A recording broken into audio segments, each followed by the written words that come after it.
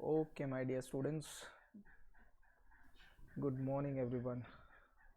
जी अवनीश, हाँ भाई, पहले किसी को पिछली वाली क्लास में कुछ भी डाउट हो तो अभी पूछ ले वो, तो फिर हम लोग अभी नेक्स्ट क्लास शुरू करें। पिछली क्लास में कुछ भी डाउट निकला हो।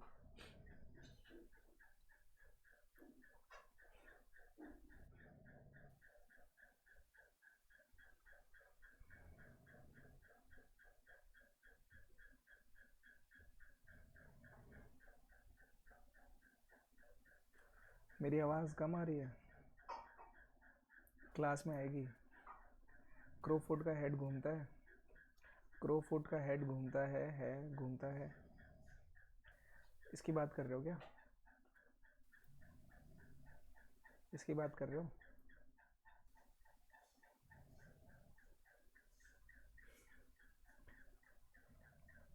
अवनीश, एक टाइप का है ये। और भी अलग अलग टाइप के क्रोफुट आते हैं, सॉकेट्स आते हैं अलग अलग। अभी जैसे आपको ये दिख रहा है ना यहाँ पे, ये आपको दिख रहा है यहाँ पे ऐसे करके ये आ रहा है। ये भी एक टाइप से क्रोफुट बना सकते हो इसको, यहाँ से फोल्ड करके, ये हिंज है ना, यहाँ से फोल्ड करके क्रोफुट टाइप बना सकते हो इसको। सो अलग अलग टाइप के आते हैं वो। एक ये है ऐसे एक्सटेंशन लगा के फिर क्रोफुट लगा दिया, बाकी ये रैचेट के अंदर लगा के रखा हुआ है। ऐसे अलग अलग आते हैं। कभी कभी क्रोफुट में दूसरे टाइप का रेंच भी यूज़ कर लेते हैं। सो ये तो एक शेप है क्रोफुट।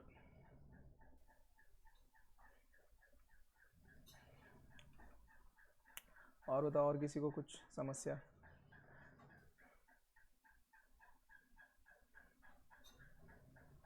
कोई नहीं है? आगे बढ़ूँ फिर मैं? चलो तो आगे बढ़ रहा हूँ फिर। अगर किसी को कोई समस्या नहीं है, किसी को कुछ भी डाउट नहीं है तो let's begin the class. Okay, so last time we have discuss crowfoot wrench, and इसका नाम इसलिए पड़ा था बिकॉज ये क्रोफुट के जैसा लगता है। यूजुअली ये शेप में रहेगा। और गाइज ज़रूरी नहीं है, एक्चुअली इस शेप को हम लोग क्रोफुट बोलते हैं। जिस तरीके से हमने इसको यूज़ करके रखा हुआ है, जो राइट साइड में आपको रेंच दिख रहा है, देखो इधर पे, इस रेंच का शेप देखना थोड़ा सा डिफरेंट है। इसमें कितने फेसेस हैं? 1 2 3 एंड 4। ये 4 फेसेस है, बाकी ये वाला फेस ओपन है। अब इसको आप ओपन एंड जो नॉर्मल रेंच आती है अपनी ओपन एंड वाली, जैसे ये है, ये इससे थोड़ा सा डिफरेंट ऐसा है कि ये एक्सटेंडेड है, इस जगह से थोड़ा सा एक्सटेंडेड है। बाकी ओपन तो ये वाला भी है, राइट साइड वाला, जिसको हम लोग फ्लेयर नट रेंच बोलते हैं। गाइज, ये flare nut wrench including the ratchet and torque wrench, ये जो फ्लेयर नट है ये वाला, इस टाइप से जो रेंच का शेप है, ये with a socket along with ratchet wrench, या फिर जो दूसरा रेंच है उसके साथ में कंबाइन करके एविएशन इंडस्ट्री में हम लोग बहुत ज़्यादा यूज़ करेंगे। बिकॉज ये जो फ्लेयर नट रेंच है ये मोस्टली हाइड्रोलिक लाइंस के ऊपर बहुत ज़्यादा यूज़ होती है। हाइड्रोलिक या फ्लूइड की लाइंस के ऊपर जो नट लगे रहते हैं उनके ऊपर ये फ्लेयर नट रेंच यूज़ होता है। जैसे कि ऑक्सीजन लाइंस हो गए आपकी, फ्लूइड की लाइंस हो गई, या फिर ऑयल की लाइंस हो गई हैं, हाइड्रोलिक फ्लूइड की लाइंस हैं लेट्स सपोज, या फिर कह सकते हो कि फ्यूल वाली लाइंस हैं। सो जो वो वाली लाइंस हैं या पाइप्स हैं, उनके ऊपर आपने देखा होगा एल्यूमिनियम के, मोस्टली एल्यूमिनियम के एलॉय के कुछ नट लगे रहते हैं। अभी होगा क्या यहाँ पर, देखो, एक लेट्स सपोज एक छोटा सा ये पाइप है, ये वाला पाइप है, और इस पाइप को इधर से कनेक्ट करना है। जिन्होंने वो हाइड्रोलिक जो लैंडिंग गियर का मौका पर उसके ऊपर काम किया ना, उनको ये अच्छे से समझ में आ जाएगा। सो उसके ऊपर ये नट लगा रहता है ऐसे करके, ये वाला नट लगा रहता है। ठीक है, अभी इस नट को टाइट करोगे तो ये दोनों चीज़ें, ये वाला पाइप और ये वाला पाइप, दोनों एक दूसरे से फिक्स हो जाएंगे, टाइट हो जाएगा। अंदर की तरफ में एक मैकेनिज्म रहता है ऐसे करके, ये ऐसे करके एक कप जैसा रहेगा जो कि इसको रिसीव करेगा। इस वाले पाइप में, ऊपर वाले पाइप में कप जैसा रहेगा, नीचे वाले पाइप में इस तरीके से कर्व्ड शेप रहेगा। सो जैसे ये परफेक्ट फिटिंग आ जाएगी, ये प्रॉपरली लॉक हो चुका है अभी नट, और इसमें से फ्यूल लीक होने के चांसेस अब बिल्कुल भी नहीं है। अब फ्यूल इसमें से लीक नहीं होगा, ऑयल लीक नहीं होगा, या जो भी आपने पर्टिकुलर फ्लूइड भर के रखा हुआ वो लीक नहीं होने वाला है। तो इस टाइप के नट को बोलते हैं फ्लेयर नट। अभी हम लोग इस वाले रेंज को यूज़ कैसे करेंगे, पहले इस वाले रेंज को ऊपर वाले पोर्शन से अंदर घुसाएंगे, और उसके बाद फिर नट के साथ में फिक्स करेंगे, यहाँ से नट के साथ में फिक्स करेंगे, और फिर रोटेट करेंगे, जिस तरीके से भी आप रोटेट करना चाहते हो उसको।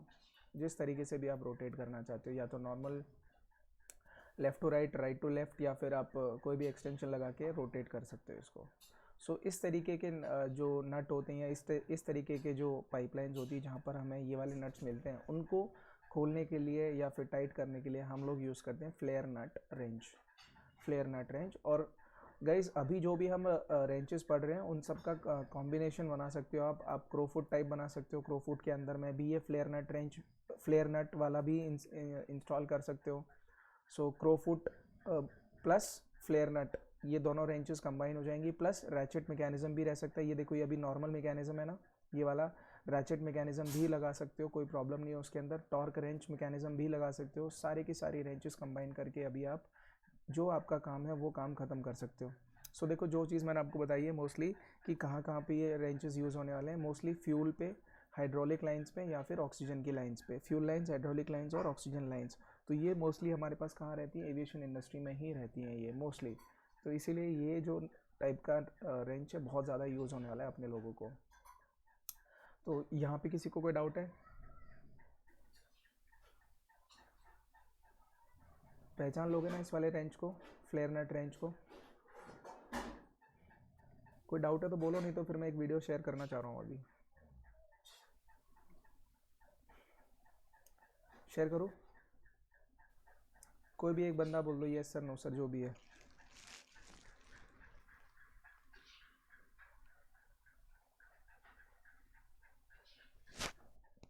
ठीक है, चलो शुरू करता हूँ मैं।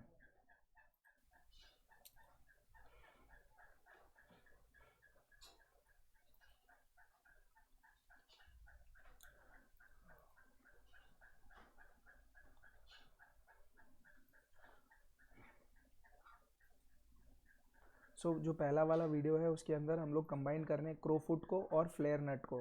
ये दोनों के जो मैकेनिज्म है इसको कंबाइन करके एक रेंच बना रहे हैं, उसको बोलते हैं क्रोफुट flare nut wrench. So guys उसको देखो ज़रा वीडियो को और अच्छे से समझ लो इसको। You are now muted. This is an example of how and what type of situation to use a flare nut crow's foot wrench. So I'm here tightening the power steering lines on the rack underneath this car. There's absolutely no room to move down here. You can see the lines right there. There's no way to get a regular wrench on it. So I have my crow's foot flare wrench. Let's see if I can get on this. And with this, I can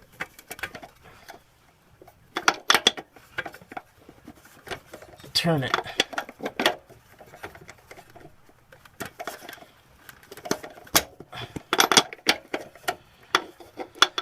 Let's get on this one.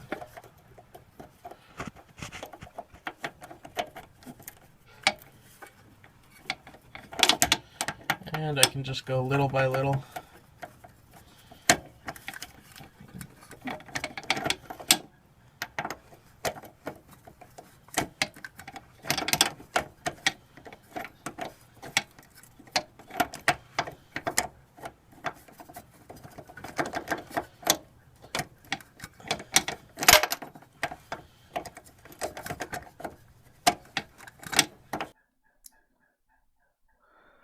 You are now unmuted. ठीक है, video इतना ही enough है ये वाला। But अभी पता चला हम लोगों ने कैसे कंबाइन किया है क्रोफुट को और फ्लेयर नट को। ये जहाँ पे पाइप की जगह पे ये जो यूज़ कर रहा है, ये देखो क्रोफुट जैसा बना के रखा हुआ उसने, और उसके अंदर जो रेंच यूज़ कर रहा है वो फ्लेयर नट रेंच है। तो पहले पाइप के अंदर वो नट को रेंच को डालेगा, उसके बाद में फिर वो नट के ऊपर डाल रहा है, रेंच को फिर टाइट कर रहा है। तो ऐसी कन्फाइंड स्पेसेस होती हैं जहाँ पे आप लोगों को काम करना पड़ेगा, तो इसीलिए ये चीज़ें अपने को पता होनी चाहिए। सो पता चला अभी कॉम्बिनेशन, इसने एक एक्सटेंशन यूज़ किया, क्रोफुट यूज़ किया और फ्लेयर नट रेंच यूज़ करा है। क्लियर हुआ ये वाला?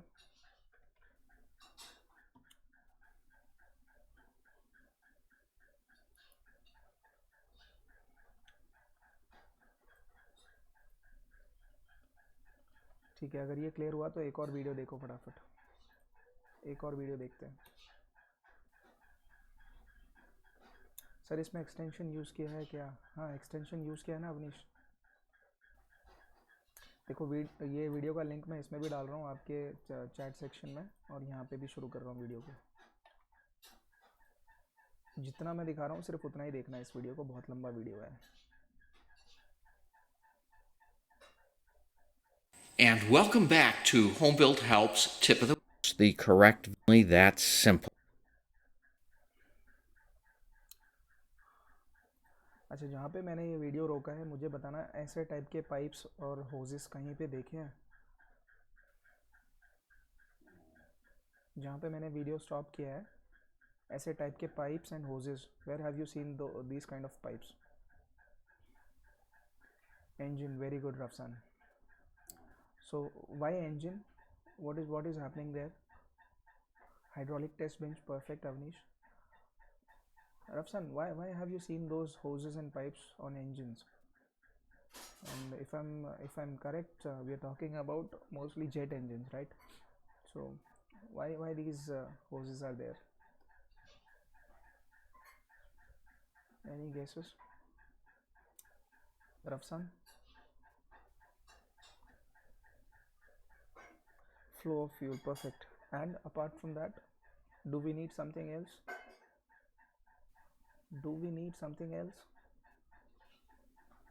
Lubricants, perfect. Basically hydraulic oil. And another thing, one more thing. No, one more thing. Fuel, hydraulic fluid, and one more thing. Yes, ram air, basically oxygen. So we are talking about oxygen, बस fuel के साथ में तो oxygen आपको डालना पड़ेगा ना burn करने के लिए। अगर ऑक्सीजन नहीं रहेगा तो फिर बर्न कैसे करोगे? So you have to give air to the engine burn करने के लिए, oxygen rich air. Anyways, so जो ये पोर्शन है जहाँ पे मैंने वीडियो स्टॉप किया है, इसको पाइप्स एंड होजेस बोलते हैं, hydraulic pipes and hydraulic lines. तो यहाँ पे हम लोग इस वाले रेंज का यूज़ करेंगे, फ्लेयर नेट रेंज का। और ज़रा देखो इसको कैसे use You are now muted. You are now unmuted. You are now muted. We are using for the flare tube before we can use the charts.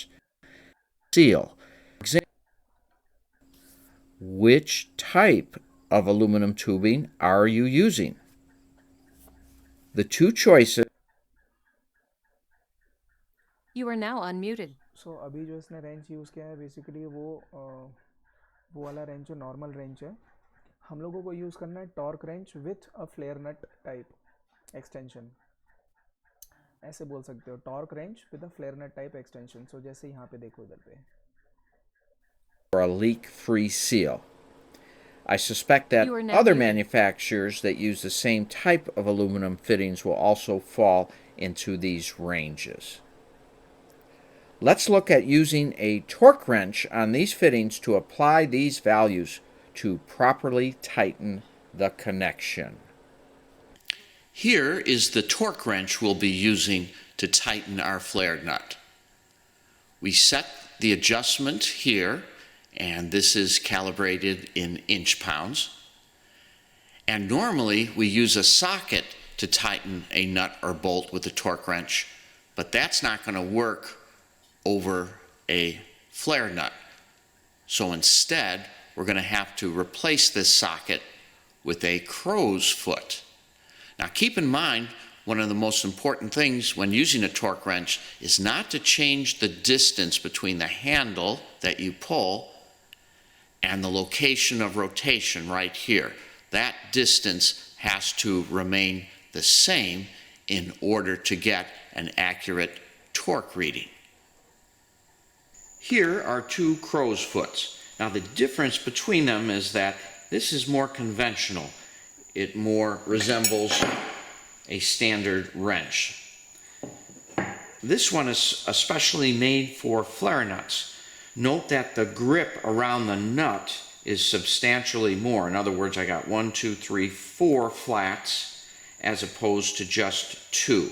That's one way of looking at the grip strength. So this type is much less prone to stripping off our nuts than this one is. Generally, because we're using aluminum nuts and tubing in our aircraft, this will work just fine. When dealing with steel tubes where the torque is much greater, these become more important because the chance of stripping off our nuts becomes much greater with the higher torque. So either one, this is obviously preferred. Here's the crow's foot wrench I've added to the end. This will allow us, of course, to fit over our flare nut.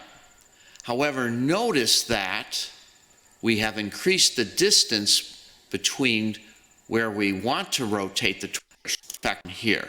Okay, point. So long that would.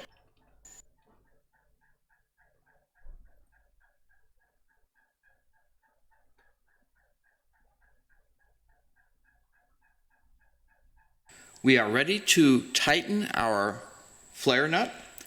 We have our torque wrench prepared. It's been calibrated to the proper inch-pounds as per the charts we talked about, and our crow's foot is on at 90 degrees to the handle. So we're going to insert the crow's foot, and then we're going to rotate the wrench until it produces the audible click and feel once the proper torque has been reached.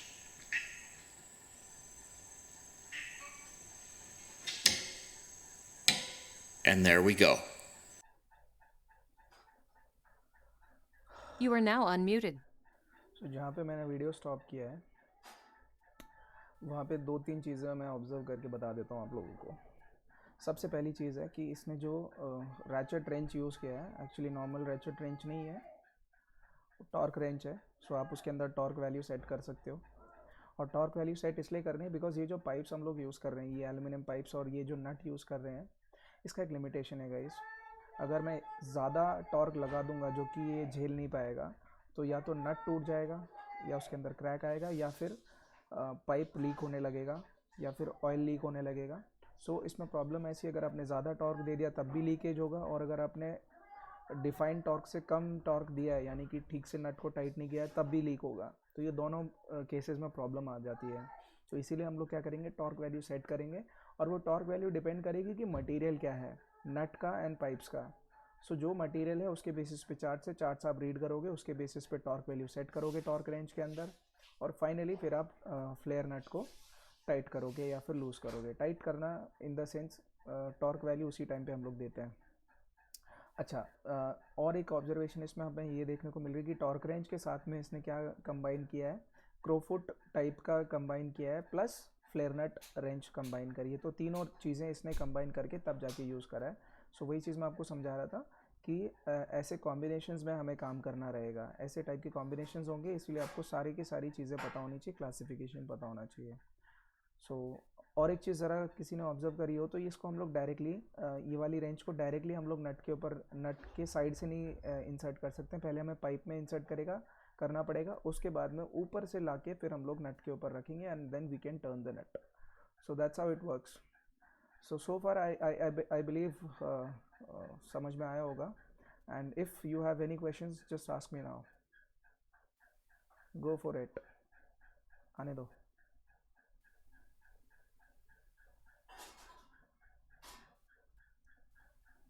बड़े मज़ेदार subject होता जा रहा है ये धीरे धीरे, सारे साउंड। हाँ वो अवनीश, वो साउंड एक्चुअली जैसे ही आप टॉर्क वैल्यू सेट किया, लेट्स सपोज उसमें लिखा होता है ना 110 पाउंड्स, सो 110 पाउंड्स उसने पहले ही टॉर्क रेंज के अंदर वैल्यू सेट करके रखी हुई थी। सो धीरे धीरे वो नट को टाइट करने की कोशिश करेगा। एक वैल्यू ऐसी आएगी, एक टाइम ऐसा आएगा जब आप टाइट करते के साथ ही 2 क्लिक की आवाज़ आएंगी आपको, टक टक।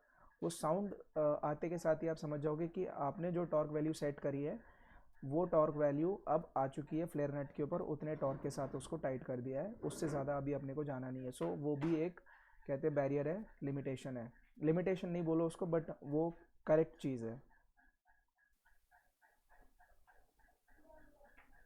क्रोफुट का नाम ही इसीलिए है सुरेश कि उसका 90 डिग्री से ऑफसेट निकलता है, इसीलिए उसका नाम क्रोफुट है। तो वो जस्ट एक शेप है, इसीलिए उसको इस स्पेसिफिक एंगल पे रखा जाता है। सर इसमें 3 का कॉम्बिनेशन कैसे? 3 का कॉम्बिनेशन है तो सी चिन्ह में देखो, क्रो फुट का कॉम्बिनेशन हुआ, फ्लेयर नट रेंज का कॉम्बिनेशन हो गया और टॉर्क रेंज का कॉम्बिनेशन हो गया। 3 चीज़ों का कॉम्बिनेशन हुआ ना इसमें। एक तो टॉर्क रेंज हो गया जिसके ऊपर ये देखो टेक्टोन लिखा हो ना, ये टॉर्क रेंज हो गया। ये जो शेप है ये क्रोफुट वाला शेप है, देखो ये वाला जो शेप है फ्लेयर नट के साइड में जो ये शेप है इसको क्रोफुट शेप बोलते हैं। और उसके बाद में फाइनली फ्लेयर नट तो है ही आपके पास। How will know that exactly what torque to be set? Praveen, that has to be defined by the charts which are prepared by the engineers and you'll be having those charts already, so you need not worry. You'll be given charts, so based on those charts you have to apply the correct torque value and set it in the torque range and just go for it, give it a go. And usually क्या होता है, काफ़ी time के बाद जब आप इन सब pipelines के ऊपर इन सब चीज़ों के ऊपर काम करते हो तो एक टाइम के बाद एक्सपीरियंस आ जाता है। सो दिस उस पॉइंट पे आपको फिर टॉर्क रेंज की ज़रूरत नहीं पड़ती, इवन फील करके भी आप करेक्ट वैल्यू बता सकते हो। बट जो स्टैंडर्ड प्रोसीजर रहेगा वो यही रहेगा कि आप टॉर्क रेंज ही यूज़ करो, फील के ऊपर मत जाओ, because sometimes senses can be deceiving, you know what I mean. जो दिखता है वो होता नहीं है। गुड बडी।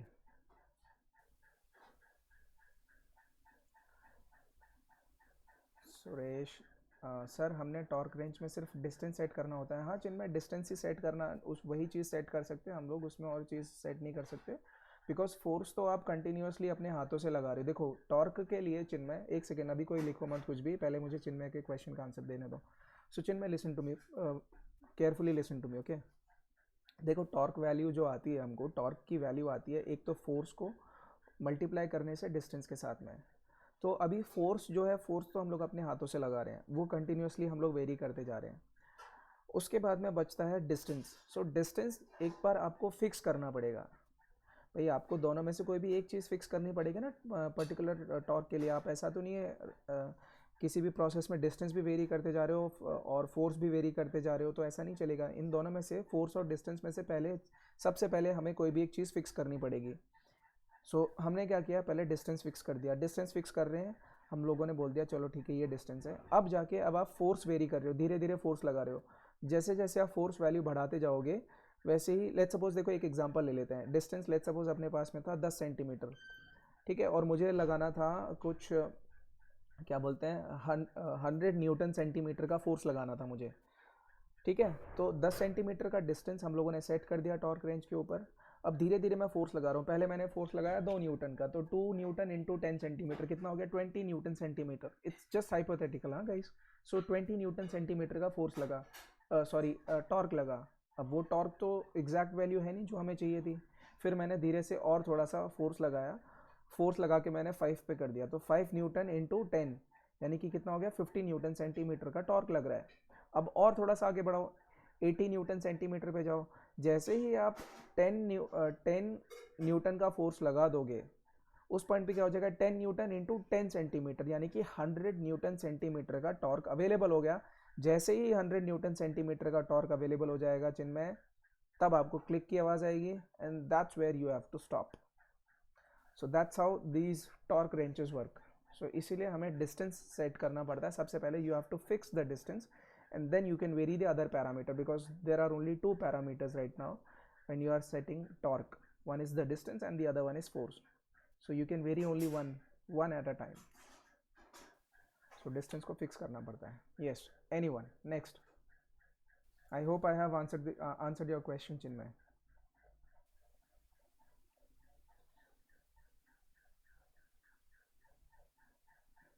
Yes, next Avnish.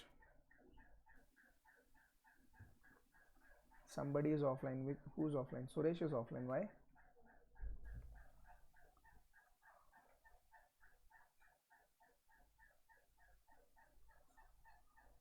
हाँ ठीक है, ठीक है, कोई नहीं। अवनीश डाउट पूछो जल्दी से।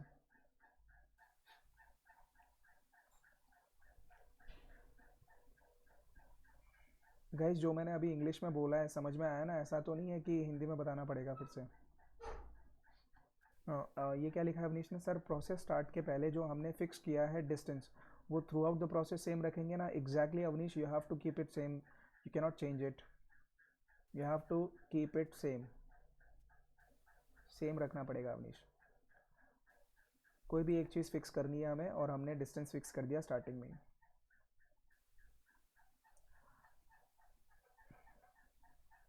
और देखो गाइज, हाँ एक चीज़ मैं बताना भूल गया इसके अंदर, सुनो एक चीज़ बताना भूल गया, सॉरी, वो ऑब्जर्वेशन रह गया था मेरा।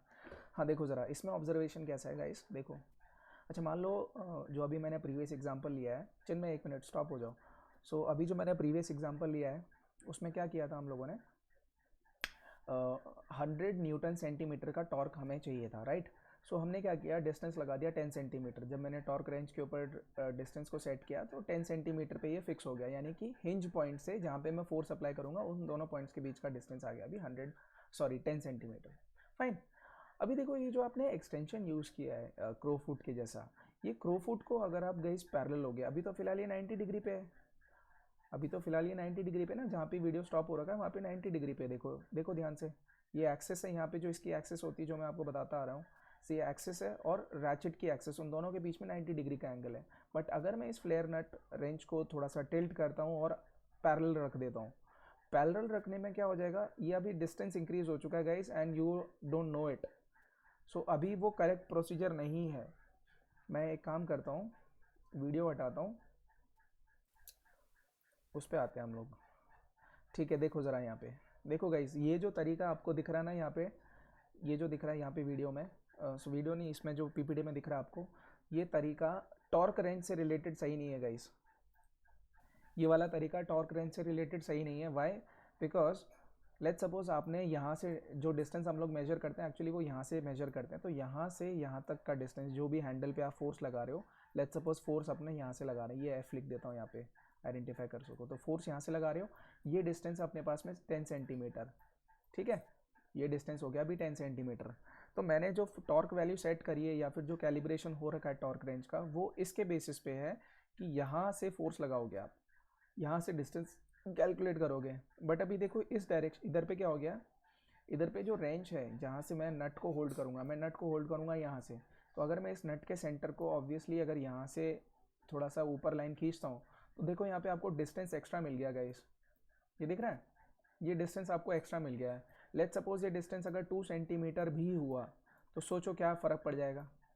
सोचो, आपने लगाया, आपको लगाना था 100 न्यूटन सेंटीमीटर का फोर्स, 100 न्यूटन सेंटीमीटर का फोर्स लगाना था आपको, आपने लगा दिया 10 न्यूटन का फोर्स, और आपने सोचा यहाँ पे कि 10 सेंटीमीटर था तो 100 न्यूटन सेंटीमीटर लग गया। बट एक्चुअली में आपने फोर्स कितना लगा दिया पता है इनडायरेक्टली, 12 इंटू 10, 12 इंटू 10 कितना हो गया ये 120। सो 120 न्यूटन सेंटीमीटर का फोर्स आपने इनडायरेक्टली लगा दिया, जो कि आपको पता भी नहीं चला।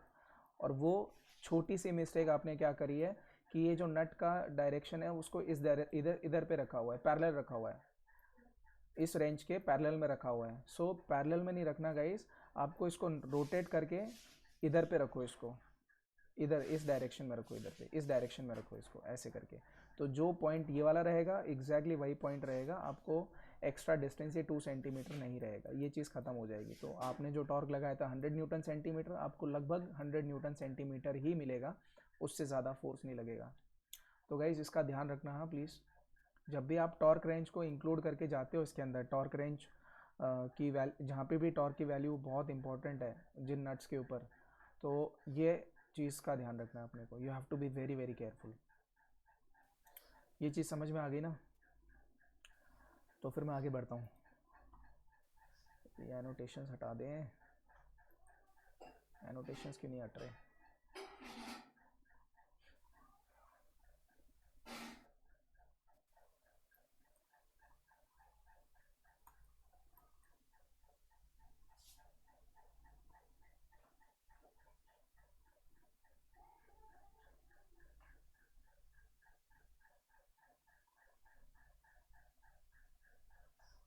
बोलो भाई, जिसको जो बोलना है जल्दी जल्दी बोलो।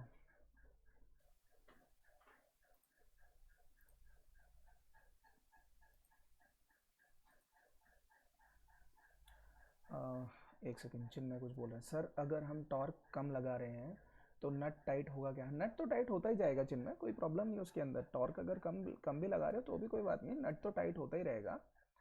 बट जितना परफेक्ट टाइट होना चाहिए उतना परफेक्ट टाइट नहीं रहेगा चिन्मय।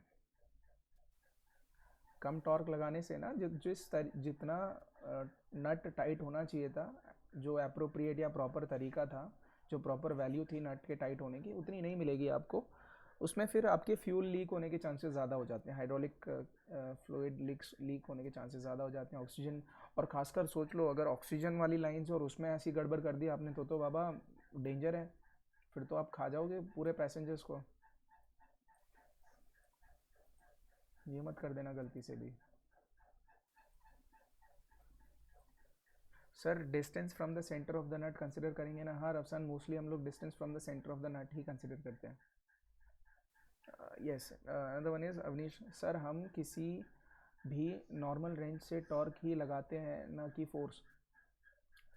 अवनीश देखो, मुझे क्वेश्चन तो जहाँ तक समझ में आ रहा है तुम्हारा, टॉर्क और फोर्स के बीच में तुम्हें कन्फ्यूजन है। तो देखो बच्चों, टॉर्क एक्चुअली में ये न्यूमेरिकली मल्टीप्लिकेशन है या प्रोडक्ट है फोर्स का डिस्टेंस के साथ में। तो आप ऐसा मत बोलो कि फोर्स लगा रहे हो, आप ऐसा बोलो टॉर्क लगा रहे हो। तो कोई भी नॉर्मल रेंज हो या कोई भी रेंज हो, आप उसमें टॉर्क ही लगा रहे हो। बस नॉर्मल रेंज में आपको पता नहीं है कि कितना टॉर्क लगा रहे हो, लेकिन टॉर्क रेंज में आपको आइडिया है, पता है कि हाँ मेरे से इतना रेंज, इतना टॉर्क लगेगा, उतना मैक्सिमम वैल्यू है, उसके ऊपर मैं जाऊँगा ही नहीं। नॉर्मल रेंज में आपको पता नहीं चलेगा ये सब चीज़ें। नॉर्मल रेंज में सिर्फ आप फील कर सकते हो कि हाँ ज़्यादा टाइट हो गया है नट या कम टाइट हो गया है, वो सिर्फ आप फील कर सकते हो, and that will come with experience. But sometimes don't go with the experience, you have to go with the procedure and the manual. Go with the manual always.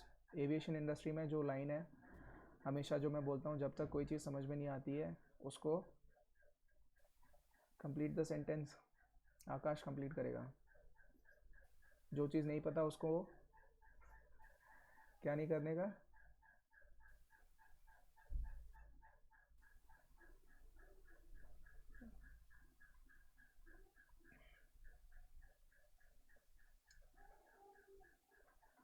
सही है, टच नहीं करने का।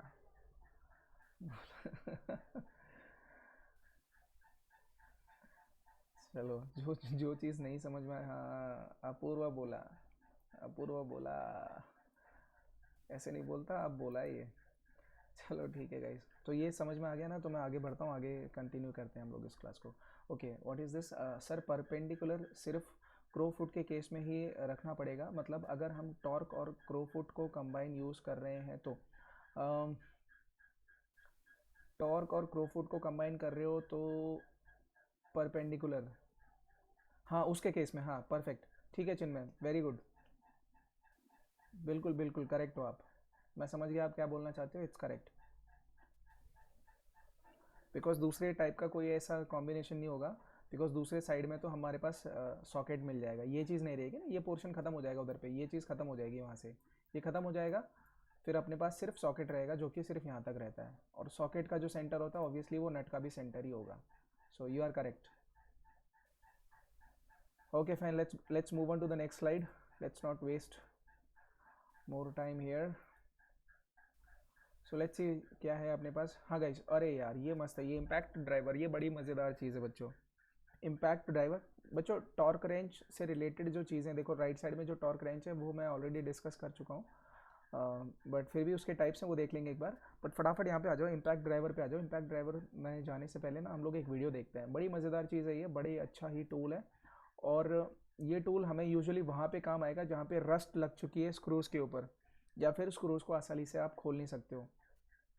नॉर्मल स्क्रू ड्राइवर से या Philips screw driver से आप नहीं खोल पा रहे हो, तब आप इम्पैक्ट ड्राइवर का यूज़ करोगे।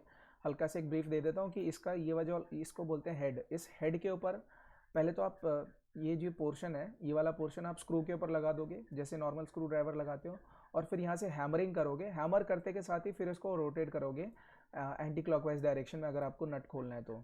यानी कि अगर वो नट एंटी क्लॉकवाइज डायरेक्शन में खुलता है तो आप एंटी क्लॉकवाइज डायरेक्शन में घुमाओ, नट अगर क्लॉकवाइज डायरेक्शन में खुलता हो तो उसको हैमरिंग के साथ में क्लॉकवाइज डायरेक्शन में घुमाओ।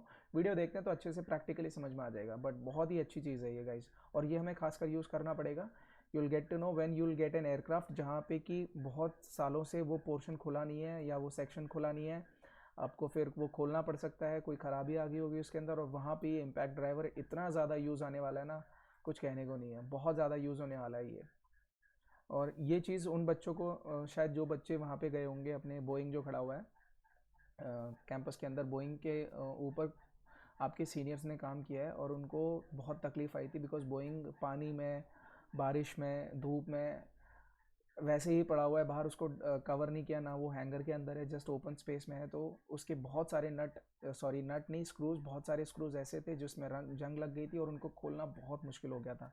सो इनडायरेक्टली उनको खोला गया, और मैं वो दोनों तरीके आपको डिस्कस करके बताता हूँ, मैं दोनों तरीके, ये अच्छे से दिमाग में बिठा लेना और इसको सीख लेना। चलो नेक्स्ट आगे बढ़ते हैं फिर।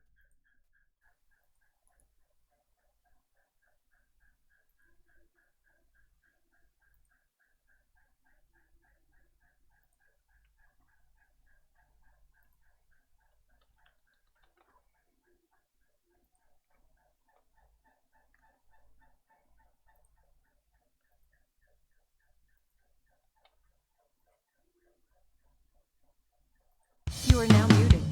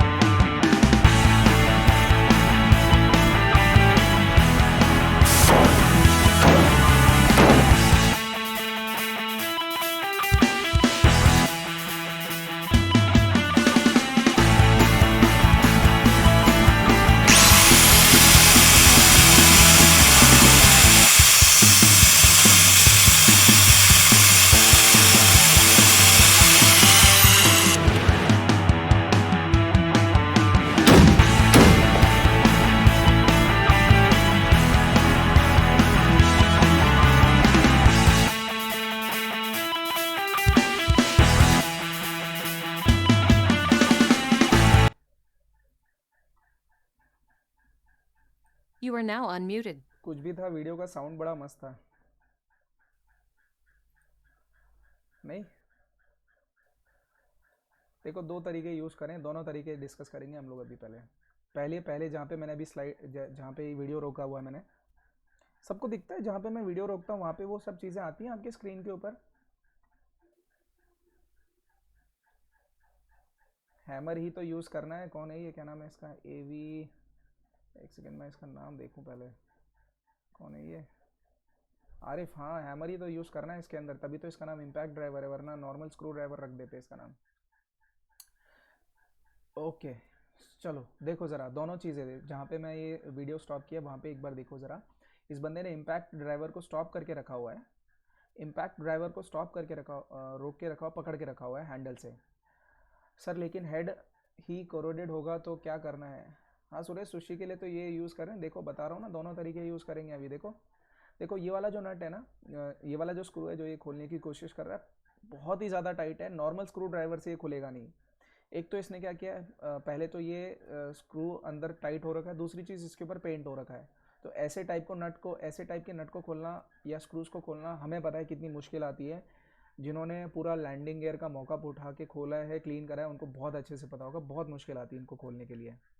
सो एनीवेज, अब ये जो ड्राइवर यूज़ कर रहा है जिसका नाम इम्पैक्ट ड्राइवर है, देखो इसके हेड के ऊपर, ये हेड जो है, इसका हेड बना हुआ है इसका मेटल का, तो इसके ऊपर वो क्या काम करेगा, हैमर से मारेगा, हैमर से मारते के साथ ही इसको एंटी क्लॉकवाइज रोटेट करेगा।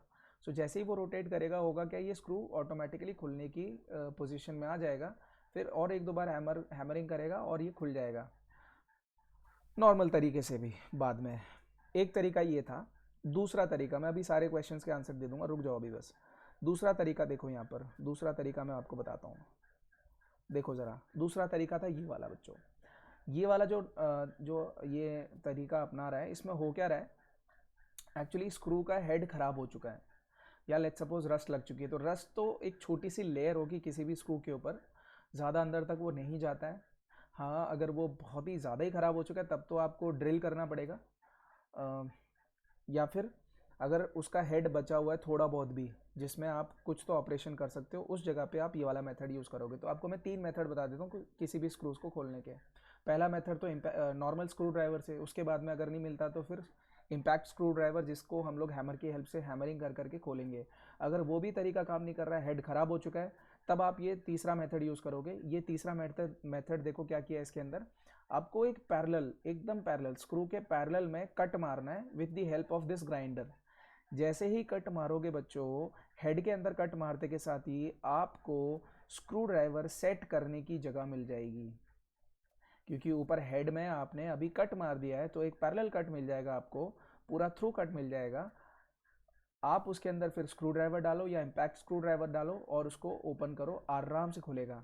बट जस्ट इन केस अगर ये वाला तरीका भी फेल होता है, तो ये सब तरीके तब है, लास्ट के तरीके तब है जब आप के स्क्रूज में रस्ट लग चुकी है, अब आपके पास कोई तरीका नहीं है। तो अब ये जो तरीका है, लास्ट वाला तरीका, उसमें हम लोग क्या करेंगे, इस ग्राइंडर का यूज़ नहीं करेंगे, हम लोग ड्रिल कर देंगे हेड के ऊपर, कंप्लीटली ड्रिल कर देंगे अंदर, क्या बोलते हैं इससे, ड्रिल बिट से। सो जो भी साइज़ का ड्रिल बिट होगा हम उससे ड्रिल कर देंगे और फिर इस स्क्रू को निकाल सकते हैं हम लोग। या तो फिर आप चीजल कर दो, चीजलिंग कर दो, इसकी हेड की चीजलिंग कर दो, तो ऑटोमेटिकली वो पूरा पार्ट निकल जाएगा। सो ऐसे 2-4 तरीके हैं। सोच लो बच्चों, इतनी मुश्किलें आती है एक छोटा सा स्क्रू खोलने के लिए, अगर आपके पास में राइट टूल नहीं है तो। अगर करेक्ट टूल होगा you will be good to go, if not बहुत मुश्किल आएगी। एक सिंगल नट या सिंगल स्क्रू खोलने के लिए आपको पूरा 1-1 घंटा 2-2 घंटे लग सकते हैं, and trust me it has happened. So ये 2-3 तरीके हैं किसी भी स्क्रू को खोलने के। हाँ, अब बताओ भाई सर, ये है सुरेश का क्या है सर, लेकिन हेड ही कोरोडेड होगा तो क्या करना है, तो हेड कोरोडेड है तो आप ये दो लास्ट के मेथड्स यूज़ कर लो। अंदर से रस्ट होगा तब तो और इजी है, क्योंकि वो स्क्रू आराम से ड्रिल करने के साथ टूट जाएगा अंदर ही, तो वो तरीका अच्छा है। सो ये जो लास्ट के तरीके हैं आप कोई भी यूज़ कर सकते हो, उसमें कोई भी प्रॉब्लम नहीं है।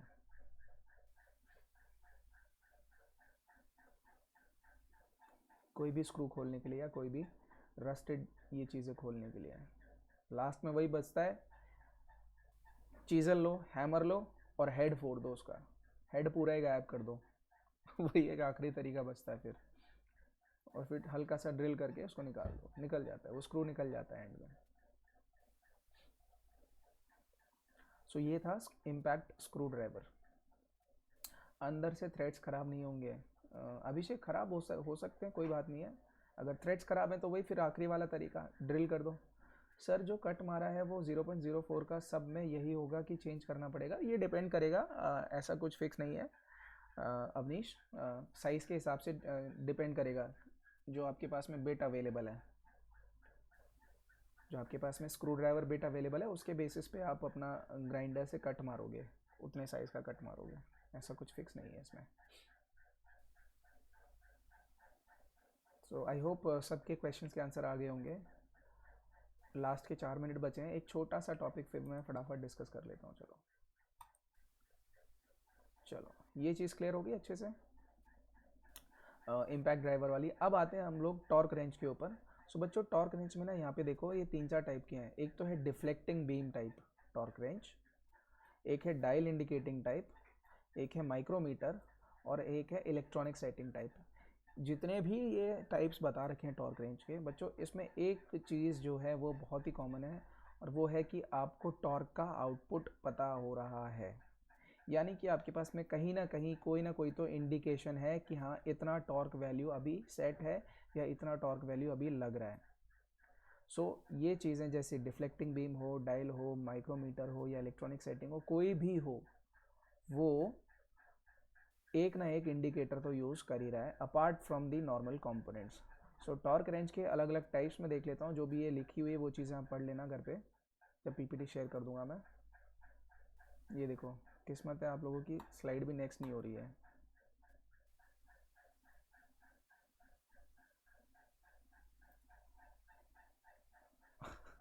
देखो स्लाइड भी नेक्स्ट नहीं हो रही बच्चों।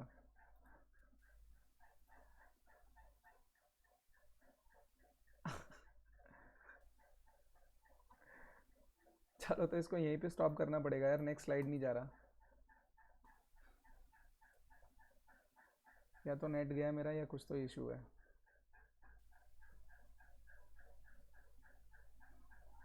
ठीक है गाइज, इसको फिर नेक्स्ट क्लास में कंटिन्यू करेंगे, नहीं हो पा रहा इधर से, मुश्किल है।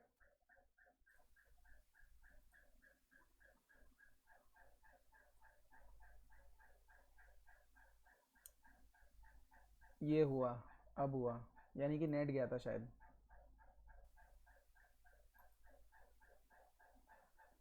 कोई नहीं, अभी नहीं हो पाएगा, मुझे लग रहा है ये प्रॉब्लम आ रही है। ठीक है, चलो thank you guys, next class में मिलते हैं फिर।